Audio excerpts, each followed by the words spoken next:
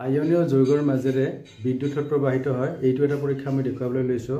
আয়নীয় যৌগ বুলি ক'লে সাধাৰণতে আমাৰ সোডিয়াম ক্লোৰাইড, বেৰিয়াম ক্লোৰাইড এইবিলাককে বুজোৱা হয়। ইয়াতে মই পৰীক্ষাটো দেখুৱাবলৈহে লৈছোঁ। ইয়াতে কিয় হয় সেইটো মই ক'বলৈ যোৱা নাই। তাৰ কাৰণে এখন বৈদ্যুতিক বৰ্তনী মই দেখুৱাই দি আছোঁ। কিন্তু এইটো পৰীক্ষাটো কৰাৰ আগতে মই জনাব খুজিছোঁ যে কোনো যদি শিক্ষক নাথাকে নাইবা এক্সপাৰ্ট ইলেক্ট্ৰিচিয়ান নাথাকে তেতিয়াহ'লে কোনো ছাত্ৰ ছাত্ৰীয়ে যেন ঘৰতে এই পৰীক্ষাটো নকৰে। এতিয়া মই বৰ্তনীবিলাক দেখুৱাবলৈ লৈছোঁ আৰু পৰীক্ষাটো কেনেকৈ হয় মই দেখুৱাই দিবলৈ। এয়া মই পৰীক্ষাটো দেখুৱাবলৈ ধৰিছোঁ। এয়া নিমখ পানী আৰু এইটো হ'ল আমাৰ সৰল বৈদ্যুতিক বৰ্তনী। এইটো হ'ল আমাৰ 100 পাৱাৰৰ বাল্ব। এতিয়া মই ইয়াতে সংযোগ কৰিছোঁ।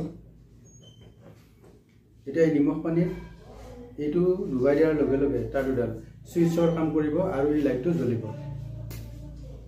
উঠাই দিলোঁ, নাই। এই লগাই দিলোঁ, জ্বলিছে। এইটো উঠাই দিলোঁ, নাই।